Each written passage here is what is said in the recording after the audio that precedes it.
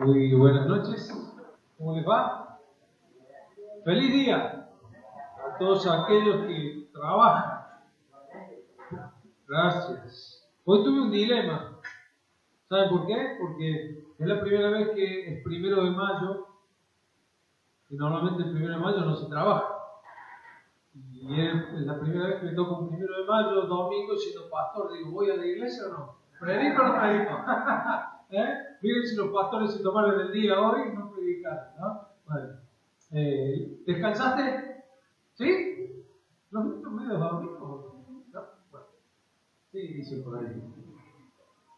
Tiene una sola solución eso, dormir más.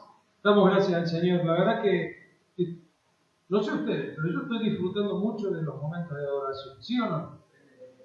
¿Y por qué no le damos un aplauso a los chicos? ¿Qué les parece? ¿Ah? Son muchas horas de ensayo.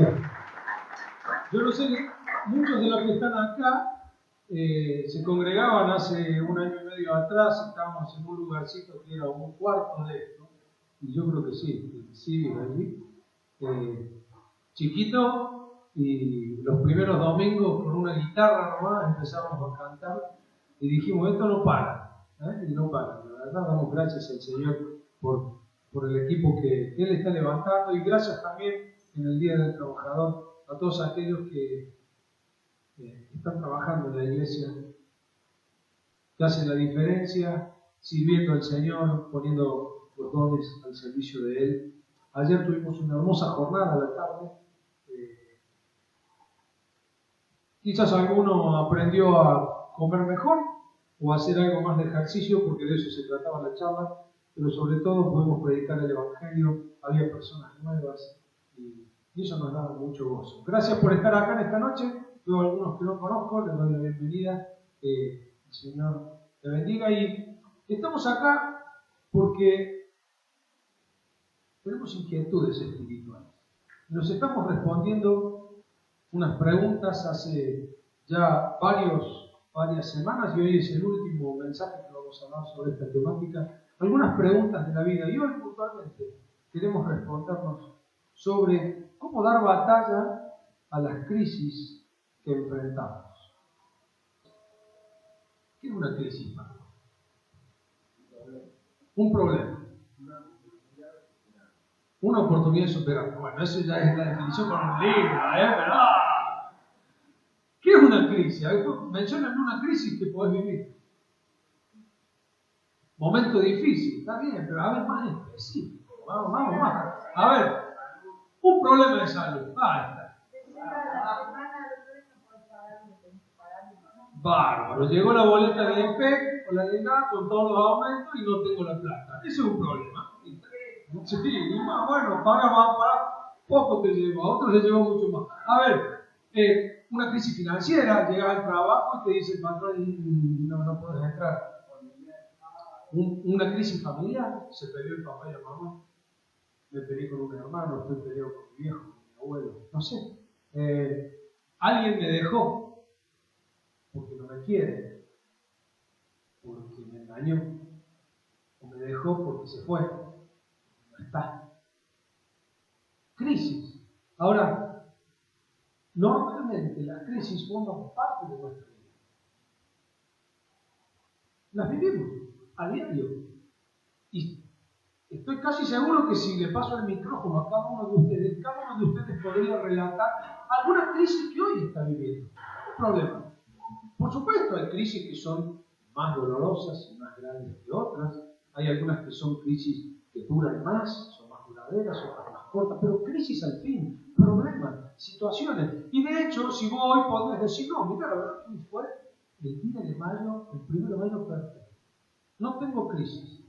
Vengo haciendo la plancha hace 10 días. Bueno, prepárate porque en cualquier momento viene la catarata de Niágara. Porque la vida es eso, es andar un ratito tranquilo hasta que en la próxima vuelve alguna otra crisis. Y si no estás en una crisis, probablemente esta semana puedas entrar en una. Y ¿sabes qué? No hace falta que te mandes muchas macanas ni que vos seas totalmente responsable de una crisis. Te puede llamar por teléfono el pediatra para decirte, che, están los resultados del PUNET, pero necesito hablar con vos. y ahí arranca una crisis que vos no te la imaginás. O abrís tu correo. No, vamos a ser más modernos. Ya quiero un mail, ¿no? Ya casi nadie usa el mail, ¿no? Abrís el WhatsApp a la mañana, algunos usamos el mail todavía. ¿Vieron cómo pasa de moda? Abrimos el Facebook, algo que se va a dejar de usar dentro de muy poco, y ahí vemos un mensaje de alguien y entramos en alguna crisis. Hoy vamos a relatar, adelantamos eso, solamente te puse el pasaje ahí, no lo vamos a leer porque es muy extenso. Es un periodo del pueblo de Israel, de Judá. Josafat estaba como rey. Te lo hago sintético. Se entera el rey de Judá que venían a pelear contra él 3 reyes. La capacidad de esos reinos era 10 veces superior a lo que era Judá en ese momento. Como para que te den la idea, si en el grado se te haga un lío o en el curso y son 1 contra 10. Más o menos esa era la relación que había acá. Estaba en un problema. Y vamos a aprender de cómo Josafat, siendo rey, en algunos pasos concretos, 6 cositas muy sencillas, muy prácticas y simples, y quisiera que esta noche nos pudiéramos llevar como herramienta y cerrar esta serie, cómo darle batalla a esas crisis que podemos tener. Me gustaría que vos pudieras identificar la crisis más grande por la que puedas estar viviendo.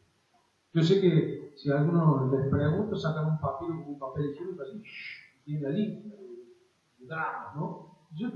Algunas personas tienen muchos problemas, pero quisiera que pensaras en eso que te está llenando la mente, que ocupa tu corazón.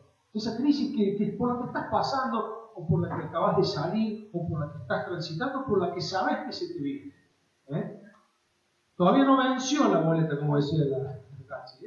Vence el lunes, pero si no te da plata hoy, mañana es lunes.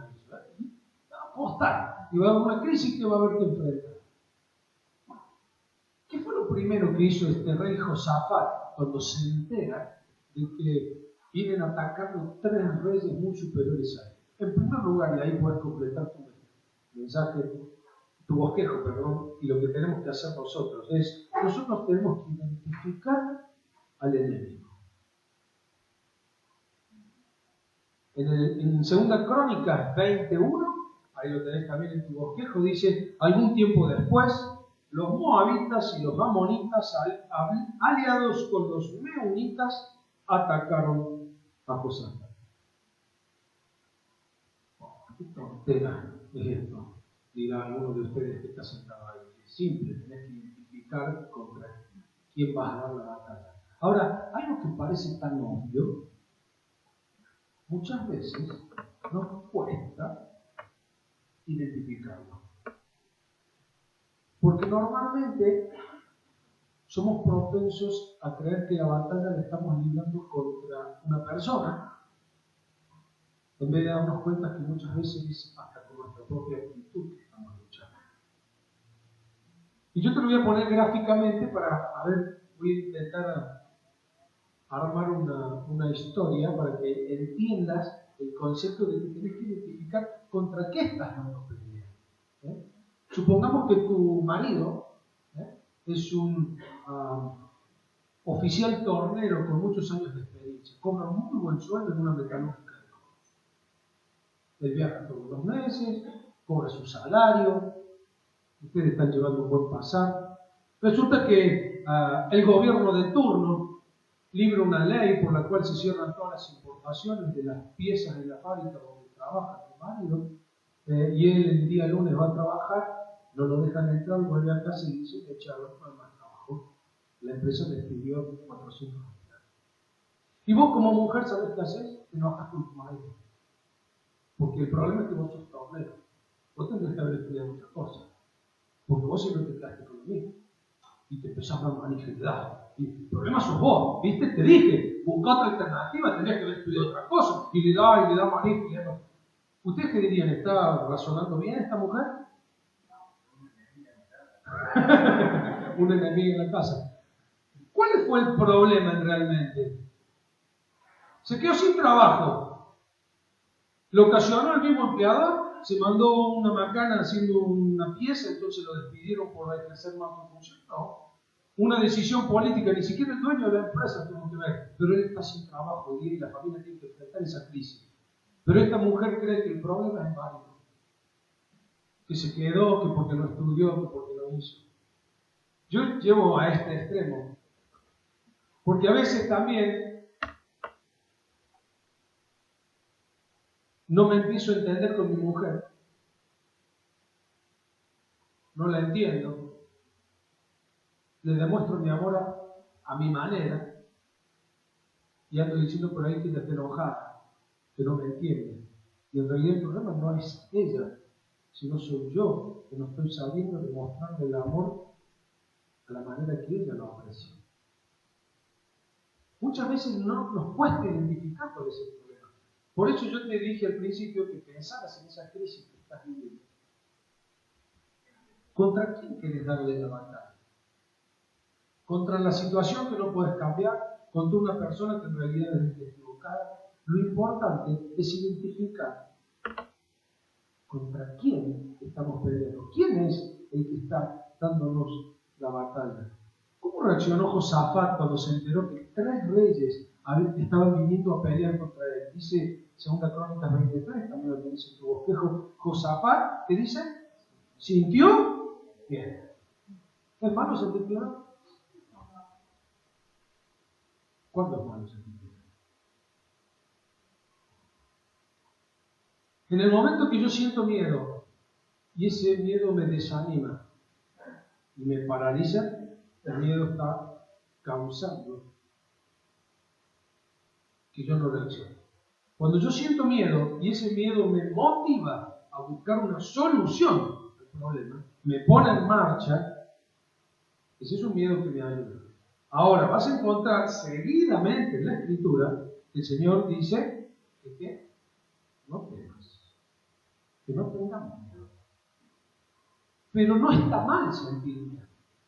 No te reproches cuando estés con miedo. No sientas culpa cuando tengas miedo, porque es lógico que tengas miedo. A vos que venís tranquilo hace meses porque tenés tu trabajo, tu negocio, estás facturando, ¿qué pasaría si mañana esa fuente de ingreso no la tenés más? Y claro que te asustás. Y claro, y si tenés familia y no tenés ni para darle para la merienda de los chicos en la escuela, y no tenés para pagar la luz, pero no solamente 1 mes, 2 meses, 3 meses y no conseguís, el miedo está. Ahora, ¿qué es lo que está haciendo el miedo en tu vida? ¿Te está paralizando? ¿Te está frenando? Bueno, la idea que vamos a ver hoy, justamente Josafat identificando al enemigo, él sintió miedo. Muchos dijo, son tantos reyes, pero se puso en marcha. Primera cosa, identificar contra quién las peleas. ¿Cuál es la crisis esa a la que te dije que pensaras al principio? Vos ya la identificaste. Poder de alguna manera saber a ciencia cierta que el problema es fulano o fulana, contra lo que estás enojado, contra lo que estás peleando, o en realidad estás peleando con algo que no tiene sentido. Identificar al enemigo es la primera clave para darle batalla a las crisis de la vida. Pero en segundo lugar, ¿qué hizo Josafat? En 2 Crónicas 24 dice, Josafat sintió miedo y ¿qué?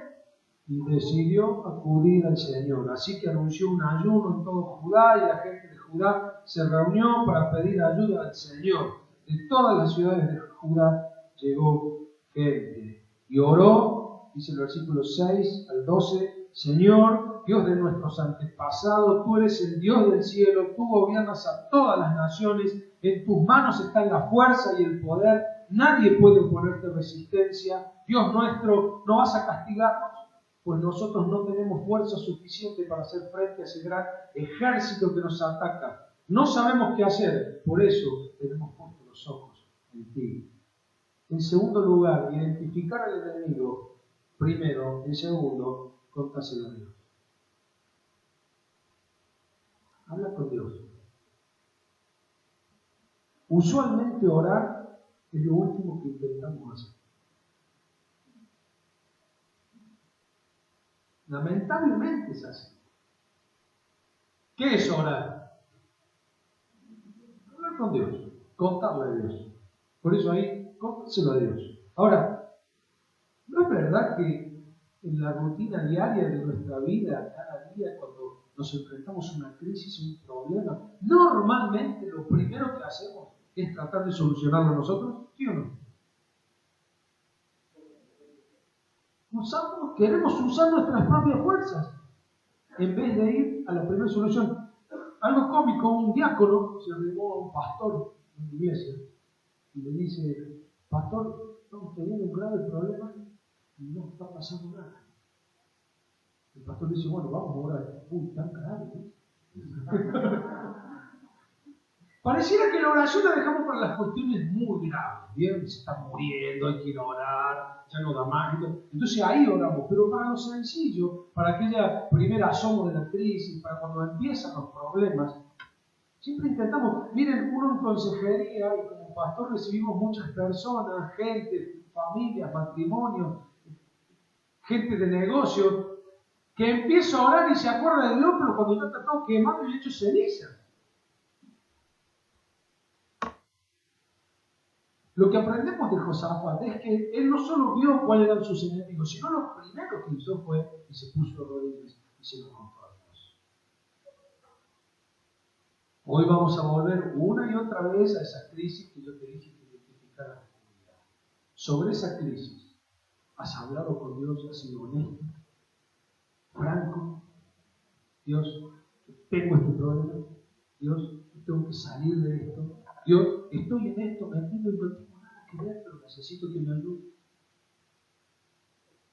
Porque esa es la clave para poder darle batalla, contárselo a Dios, hablarlo con Dios. ¿Dios lo sabe o no lo sabe? Claro que lo sabe.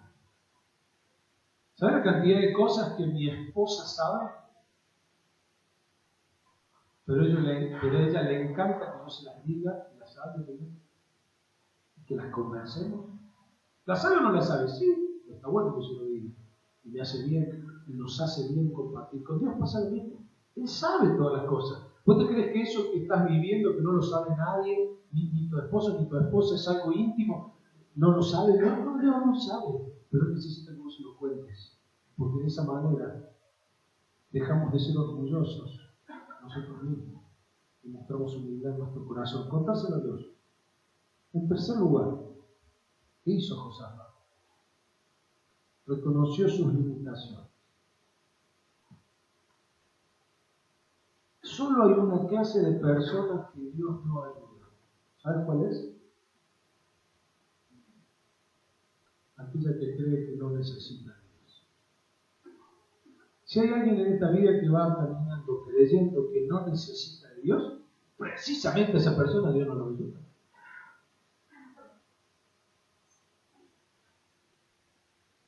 Si tu hijo no quiere tomar la mano al cruzar la calle, si él no quiere recibir la ayuda porque cree que no te necesita, ¿tenés forma de hacerlo?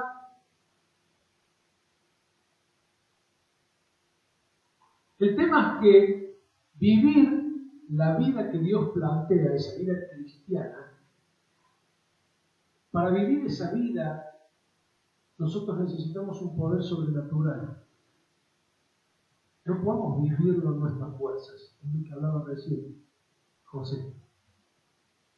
Cuando uno intenta solucionarlo por sus propios métodos, sin contárselo a Dios, tratando de resolverse uno, el gerente general del universo, tomando decisiones como si pudiéramos afectar el destino de nuestra vida y de otro, lo único que hacemos es querer vivir la vida que Dios nos plantea vivir de manera sobrenatural, vivirla naturalmente.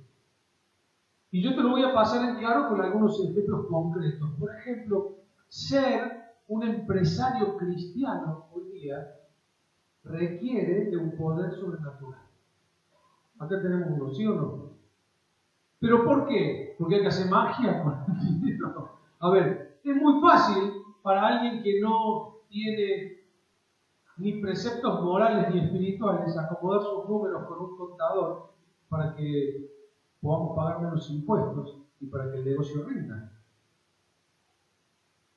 Pero ser un empresario de negocios honesto para Dios requiere poder sobrenatural en cumplir lo que se debe, en pagar lo que se debe y que aún así confiar que ese negocio va a ser próspero o directamente cerrarlo, porque te cuento que hay negocios que no funcionan.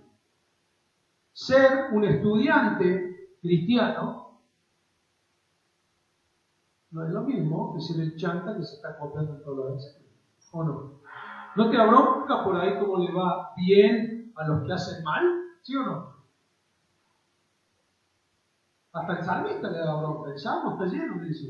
David se enoja, dice, Dios, ¿por qué? ¿Por qué que el otro mira un cachafá, miente, mira el negocio que tiene, un desastre, y le va bien, gana plata, y yo que quiero hacer las cosas bien, me vivo chocando con un colectivo?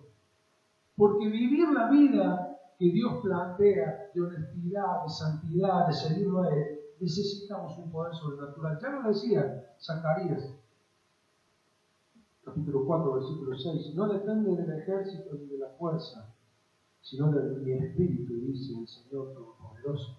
Es que vivir la transición de una separación, de un divorcio, si vos no tenés preceptos espirituales, morales, familiares y de Dios, es mucho más fácil. Olvídate de tu mujer, ¿qué importa 30 años? Déjala, buscate otra. Esos son los consejos que normalmente reciben aquellos que están en un problema.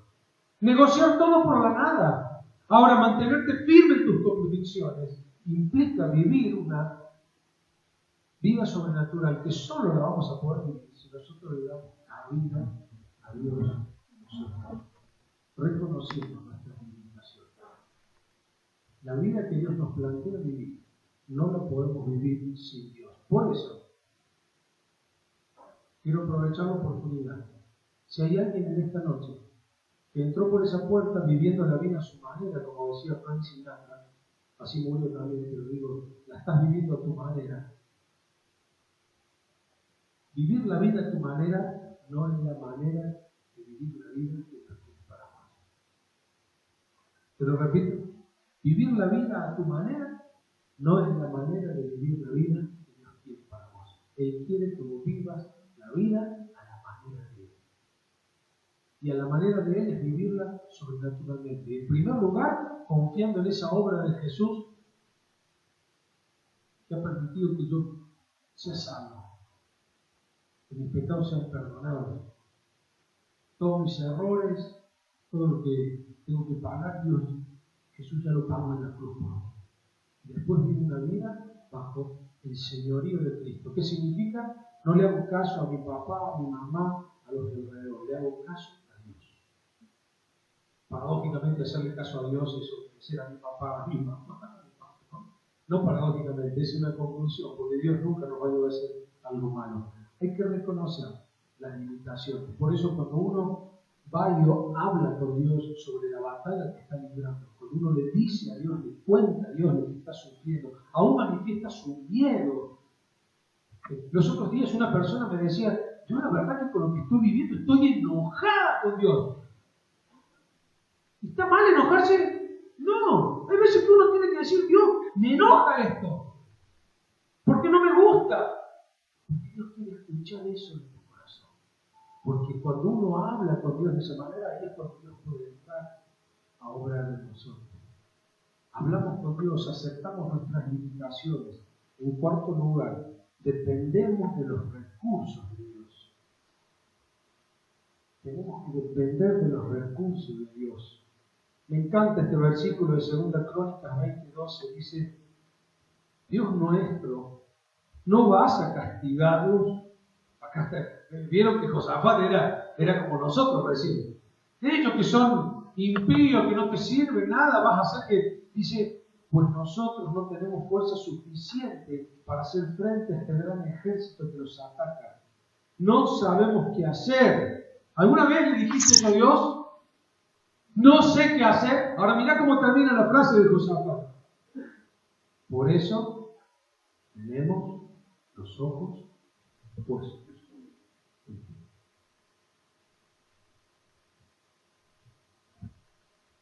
Si Voy a usar el ejemplo del bache. ¿A dónde tenés puestos los ojos cuando hay una cuenta que no puedes pagar? ¿En la billetera vacía? ¿O en el Dios al que decís amar y servir?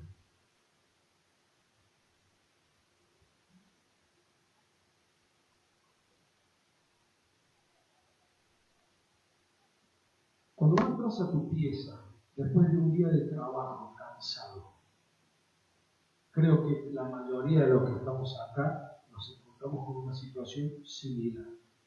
Habrá un somier o una cama turca o algo con algo encima. ¿Qué es? Un colchón.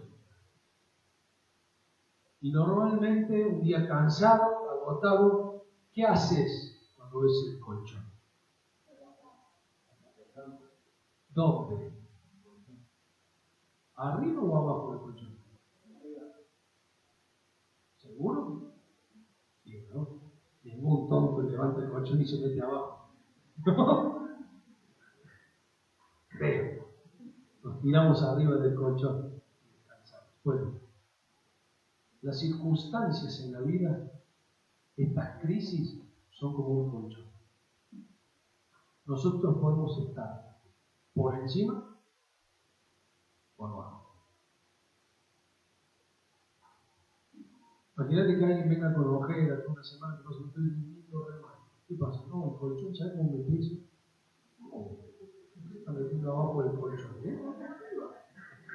Ahora, en la vida,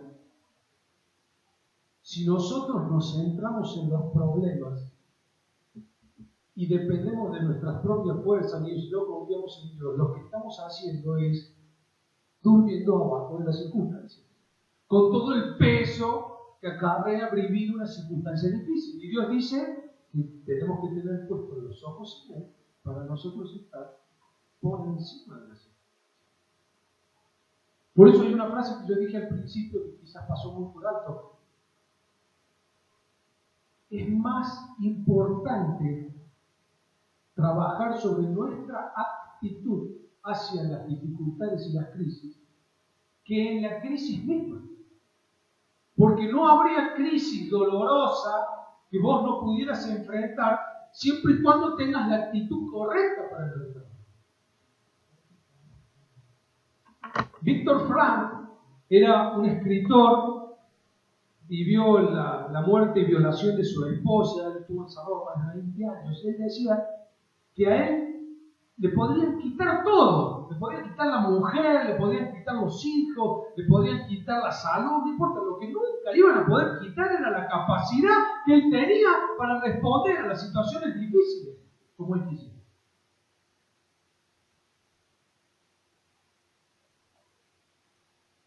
Pero eso solo se logra de una manera, cuando uno pone los ojos. Cuando uno aprende a mirar a Dios. Pienso en aquellos que hacen algún deporte extremo, como escalar una montaña.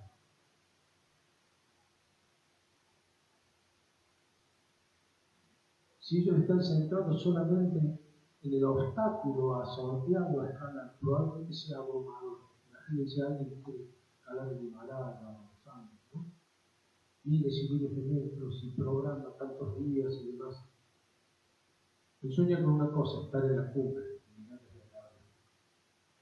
Hay veces que nosotros, ante los problemas y las crisis que tenemos, nos centramos tanto en el problema que hacemos lo que yo les dije antes. Nos centramos en la circunstancia y empezamos a evaluar nuestras posibilidades. Y eso de que hablábamos de que vivimos una vida espiritual y nosotros debemos vivirla de una manera sobrenatural, la empezamos a recontracalcular a la vida. Entonces creemos que nosotros somos los que tenemos bajo control. Y si nosotros hacemos algo, porque si nosotros, y si yo hubiera hecho, y si vos hicieras tal cosa, y todo pasa por lo que hubiéramos hecho nosotros o no hubiéramos hecho nosotros. Y eso es literalmente ponernos debajo de la circunstancia. Dios quiere que hoy estés por encima mirándolo a Él. Porque no hay problema que Dios no pueda resolver. no hay circunstancia que le quede grande a Dios. ¿Ven notarlo? No hay circunstancia que le quede grande a Dios. No hay circunstancia por la cual Dios se achique. No hay circunstancia por la cual Dios diga, ay, esto cómo lo voy a resolver y se rasque la cabeza. Dios nunca va a hacer eso, porque para todo tiene una solución, porque todo lo ha mandado y con una promesa. Si hay una crisis que estás viviendo, si hay una batalla que estás luchando, la estás pasando, la estás viviendo, porque tenés la capacidad de pasarla. Porque si no, Dios no te lo hubiera mandado. Eso es palabra de Dios. Él no nos va a mandar a nosotros algo que no podamos vivir. ¿Que es duro? Claro que es duro. ¿Que te hace enojar? Sí. ¿Y que te tiene hasta desanimado? También. Pero Dios te lo ha permitido. La estás viviendo porque la podés pasar.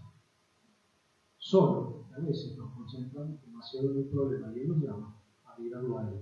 Y el mirarlo a Él nos lleva al quinto punto. Y es a descansar en fe. ¿Vos te imaginás la escena? Tres ejércitos en una montaña, el valle en el medio, el ejército de Judá, los chiquititos ahí. Al frente, 10 veces menos. Josafat diciéndole a Dios, Dios, nosotros no sabemos qué hacer, estamos en el horno. ¿Alguna vez le dijiste eso a Dios? Estoy en el horno, no puedo más. Te cuento mi problema, acá estoy. Estoy enojado con estos malvados que le va mal, dice Josafat. Y dice según las Crónicas 20:15, mira cómo le contesta a Dios. Pongan atención, habitantes de Judá y de Jerusalén, y tú, rey Josafat. El Señor les dice, el Señor te dice, no tengan miedo ni se asusten ante ese gran ejército, porque esta guerra no es de ustedes, sino de Dios.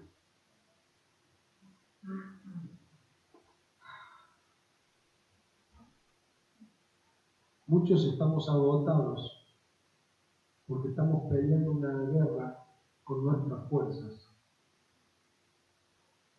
Y pelear la guerra con nuestras fuerzas es tener garantizada la derrota. Porque nuestras fuerzas se agotan. Pero Dios dice que Él renueva las fuerzas. Y si la da y que no tiene ninguna, pero cede el proveedor de la fuerza, porque la guerra, la batalla, es de Él.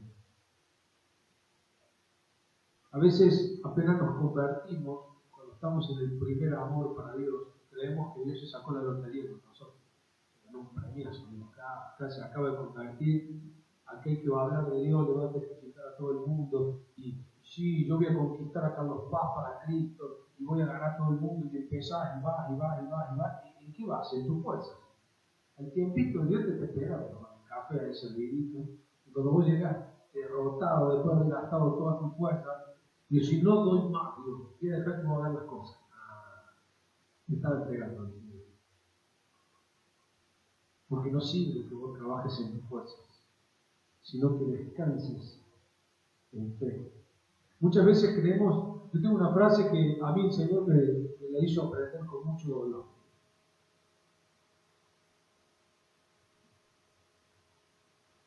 Yo no le tengo que cuidar las espaldas.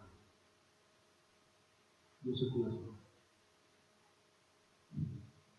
Hay veces que nos creemos grandes defensores de Dios. No, acá Dios tiene un soldado para pelear por él, por la verdad. Dios se cuida solo.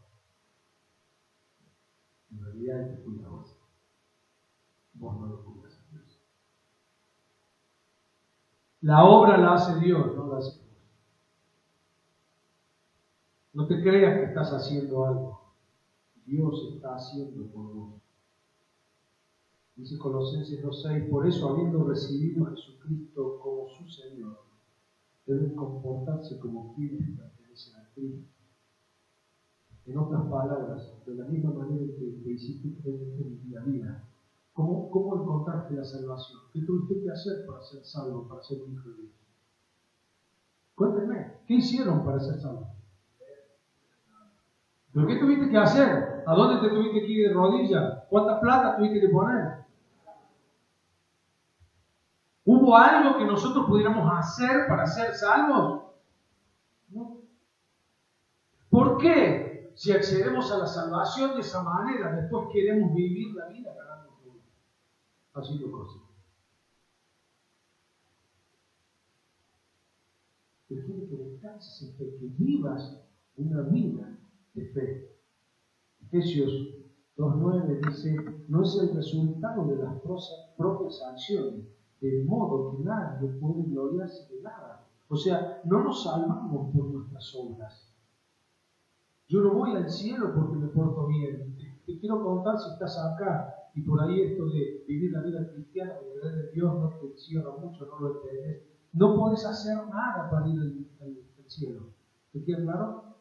Hay una sola cosa: es creer que Jesucristo pagó el precio de nuestros errores y pecados en la cruz. Solo por gracia yo soy salvo.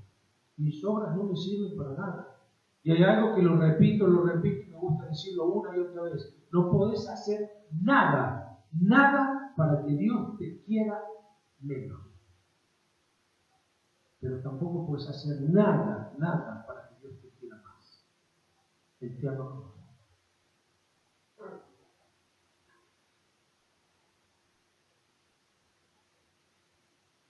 Cuando uno pelea una batalla, hay que tener muy en claro que si la batalla es de Dios, la victoria es un regalo que Dios nos da.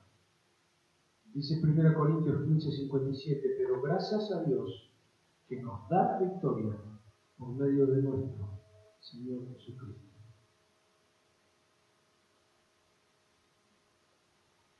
Si estás peleando una batalla que es de Dios, la victoria es un regalo de Dios.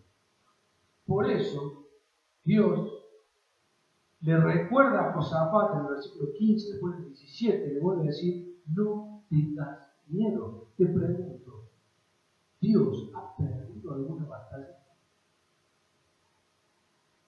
Y si la batalla es de Él, ¿sabes qué es esto? Esto es fantástico. Es como agarrar una novela, un thriller de acción, no sé qué le gusta, ¿no?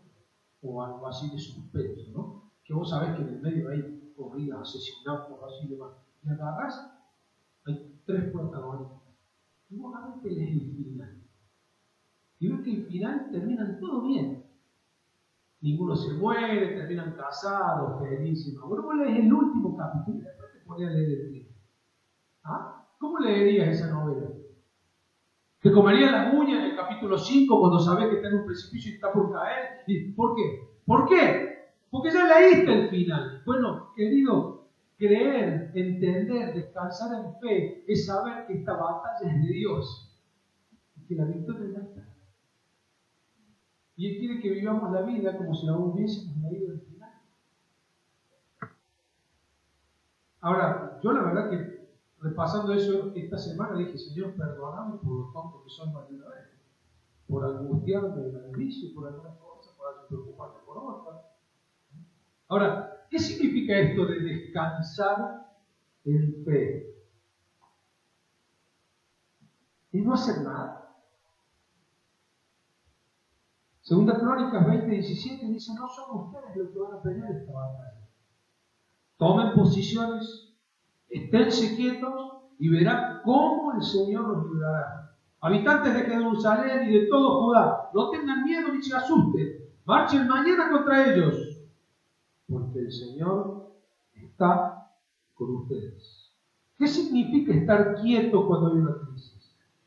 Es una actitud mental de confianza silenciosa que dice: voy a confiar. Yo puse una frase ahí en el apunte, creo que está en rojo. No es la voluntad de Dios que yo me escape de una situación difícil. El escapar de una batalla que hay que pelear, lo único que hace es posponer esa batalla. En vez de librarla hoy, la vas a librar a todos los días, a todos los meses, a todos los años. Tarde o temprano esas batallas hay que pasar. No es voluntad de Dios que huyas, sí que descanses en que la enfrentes. Si uno lee la historia completa, después por eso te puse el pasaje ahí si querés leerlo en tu casa, uno puede advertir, y no me voy a detener mucho en esto, Josafat se centra en dos cosas fundamentales, no están los bosquejos, se empiezan a notarlo. Él está firme en el carácter de Dios. Dios es fiel. Y él sabe que Dios no lo va a dejar. Por eso él puede descansar en fe. Él puede hacer lo que Dios le mandó a hacer, porque le dijo, andar, tomar posición, párate en tal lugar y demás. Él, en primer lugar, confía en el carácter de Dios, porque Dios es fiel. Lo ha sido, lo es y lo será. Y siempre va a ser igual y no va a cambiar. Pero en segundo lugar, él permanece firme en la palabra de Dios, en los profetas de Dios. Y vos y yo tenemos que aprender a confiar no solamente en Dios, sino en las promesas. Uno descansa en fe, está confiado, y escúchame bien esto, no hay problema que vos no puedas enfrentar, que si es una batalla de Dios, Dios no te garantice la victoria como un regalo. Dios dice que vos tenés que caminar confiado en esa crisis, descansando en fe. Ahora, ¿cómo camino confiado? Con una promesa que me respalda. No como un loco, irresponsable, sin hacer nada, que dice que está esperando a Dios. ¿Se entiende la diferencia? Porque conozco mucho que se le está hundiendo el barco, se le está hundiendo la casa, se le está hundiendo el trabajo, se le está hundiendo las relaciones, su vida se está yendo a pique y dice, no estoy confiando en Dios. ¿Qué promesa hay de Dios detrás de eso, querido? Tiene que haber una confianza en su palabra, tiene que haber algo. ¿Y sabes qué? Las promesas de Dios, de las cuales hablamos mucho, y hay más de 7.000 en la Biblia, la mayoría de ellas son promesas condicionales de Dios. Dios promete un montón de cosas, pero siempre hay, viviendo en letra chiquitita, Dios también tiene letra chiquitita, pero no lo pone chiquito, lo pone bien grande. Él da promesas, pero hay cosas que tenemos que hacer. A Josafat le dijo, quédate quieto, andá, ponete, y vamos a ver el último punto, lo que terminó haciendo Josafat. Siempre, esto de descansar en fe, no es hacer la plancha y ver cómo se hunde tu matrimonio, cómo se hunde tu familia, cómo se hunden tus negocios, cómo se hunde todo sin hacer nada. Porque eso es ser irresponsable, no es descansar en fe. Descansar en fe es andar confiado con esa actitud, sabiendo que hay una promesa de Dios que respalda mi caminar, confiando en la fidelidad de Dios para darme la victoria en la batalla. Eso merece un aplauso al Señor. ¿Sí o no? Porque Él garantiza la victoria. Ahora, qué distinto que vivimos nosotros, ¿no? Haciéndonos, preocupándonos por todo, pidiéndonos, haciendo cargo, tantas cosas. Y quiero terminar hoy con lo último que hace Josafat. Él le da gracias a Dios anticipadamente. Dice en 2 Crónicas 20:21, y después de consultar con el pueblo, nombró a algunos cantores para que, vestidos con ropas sagradas y marchando al frente de las tropas, alabaran al Señor con el himno. Den gracias al Señor porque su amor es eterno. Yo no podía dejar de reírme estos días leyendo esto, porque dice una montaña, 3 ejércitos, un valle a donde se iba a librar la batalla, Josafat con su poquito del otro lado, diciéndole, Dios, nos van a hacer por un lado, pero confiamos en vos, tengo miedo. El Dios le dice, no tengas miedo, ponete en tu lugar, toma posición. Muchachos, vamos a cantar el corito. le dice Josafat, vamos a cantar un corito. Y empieza a cantar. ¿Y qué cantan? Démosle gracias a Dios por su amor. Pareciera ridículo. Pero ellos estaban liberados de un poder espiritual en ese momento. Y era agradecerle a Dios anticipadamente por la victoria que sabían que iban a tener. Porque ellos ya habían entendido que esa guerra no era de ellos, esa batalla era de Dios y la victoria nos regala de Dios.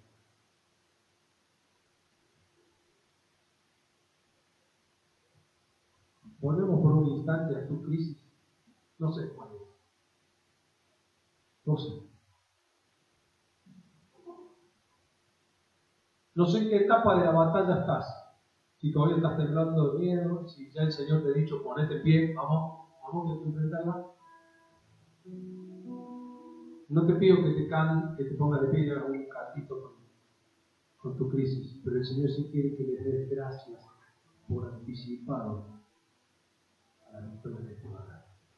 Porque tienes que creerlo. ¿Por qué la vas a creer?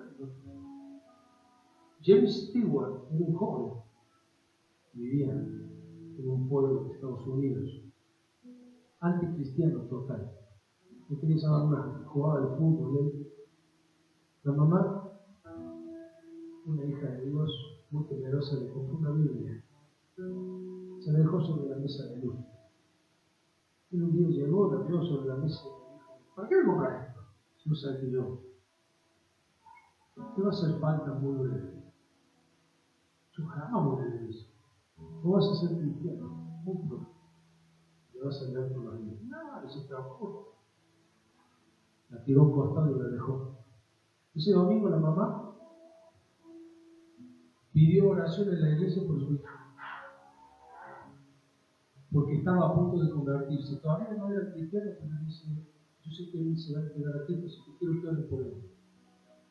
Y los amigos lo empezaron a ver en la semana y decían: James, así que te hiciste cristiano. No, ni loco. Le dice: yo todavía no quiero saber nada. Tu mamá pide oración, sí, pero está loca, mi vieja, qué sé yo.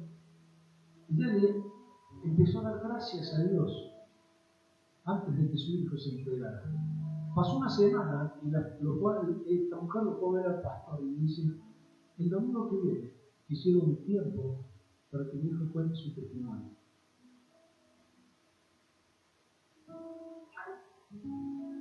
El pastor accedió y dice: bueno, vamos a preparar un tiempo para tu hijo el domingo que viene. Ese viernes por la noche, James estaba jugando al fútbol y en medio del partido cayó de rodillas, porque la verdad de Dios llegó a su corazón. Él le pidió perdón de sus pecados, se arrepintió y volvió corriendo a la casa. Dice: mamá, mamá, creímos, Señor. Y ella lejos de estar en el cuarto, le dijo: ya pasa. Por eso me estaba dando gracias a Dios. Y mal, lo único que yo también.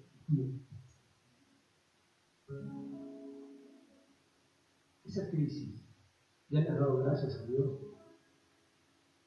por la victoria?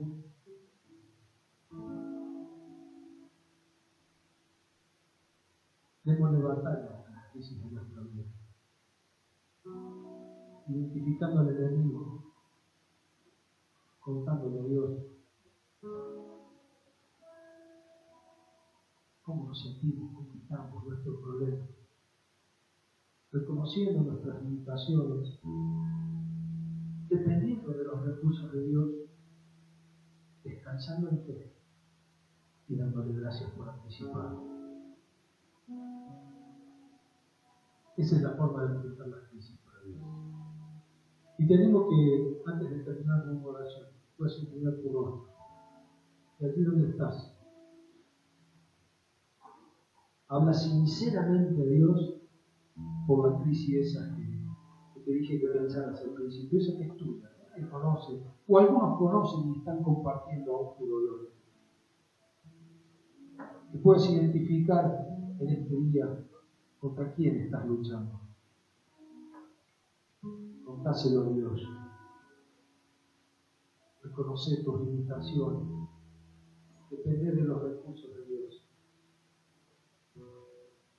Camina confiado. Y dale gracias por anticipado.